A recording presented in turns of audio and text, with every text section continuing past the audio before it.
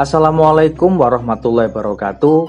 Kembali lagi kita akan membahas tema 6, subtema 2, pembelajaran ke-6. Langsung saja kita menuju materi kita yang pertama. Menentukan informasi penting dari teks. Salah satu cara menemukan informasi penting dengan membaca intensif atau bersungguh-sungguh. Memahami secara intensif dilakukan untuk menemukan informasi penting dari suatu teks.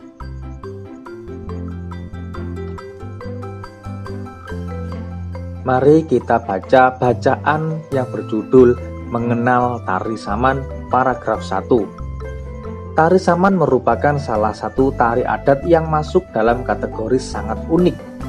Tari Saman berasal dari suku Gayo, Aceh, pada abad ke-14 oleh seorang ulama bernama Syekh Saman. Sebelum kita lanjut ke paragraf kedua, bagi yang belum subscribe silahkan subscribe terlebih dahulu agar tidak ketinggalan video yang terbaru. Baik, kita lanjut. Paragraf keduanya, awalnya tari saman hanya dimainkan oleh pria yang jumlahnya tidak lebih dari 8 orang. Namun sekarang, tari saman dimainkan lebih dari 10 orang dan juga dimainkan oleh wanita. Paragraf ketiga, sejak 24 November 2011, tari saman telah ditetapkan sebagai salah satu warisan budaya asal Indonesia oleh UNESCO. Tari saman dalam bahasa Inggris dikenal sebutan Dance of Thousand Hands. Mari kita mencatat hal-hal penting dari bacaan mengenal tari saman. Bacaan tadi itu memiliki 3 paragraf. Baiklah, paragraf pertama, hal penting yang kita temukan adalah tari saman berasal dari suku Gayo, Aceh, yang dikembangkan oleh Syekh Saman. Di paragraf 2, kita menemukan hal pentingnya, yaitu tari saman awalnya dilakukan oleh pria yang berjumlah kurang dari 8 penari.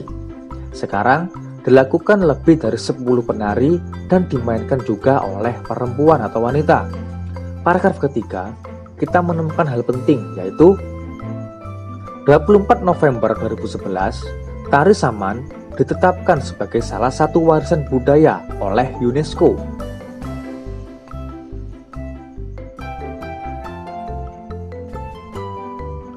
Kita lanjut ke materi kita yang selanjutnya, membuat kreasi pola lantai tari daerah. Pola lantai merupakan dasar dari setiap gerakan dalam tarian.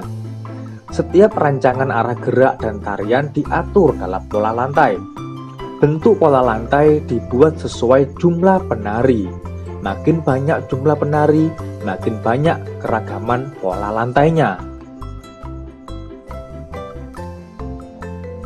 Kita lanjut ke materi kita selanjutnya, yaitu hak, kewajiban, dan tanggung jawab sebagai warga masyarakat. Hak, kewajiban, dan tanggung jawab merupakan hal yang didapat dan dilaksanakan dalam kehidupan manusia. Tanggung jawab adalah menanggung akibat dari tingkah laku atau perbuatan yang disengaja atau tidak kalian sengaja. Tanggung jawab dapat diartikan sebagai perwujudan kesadaran akan kewajiban.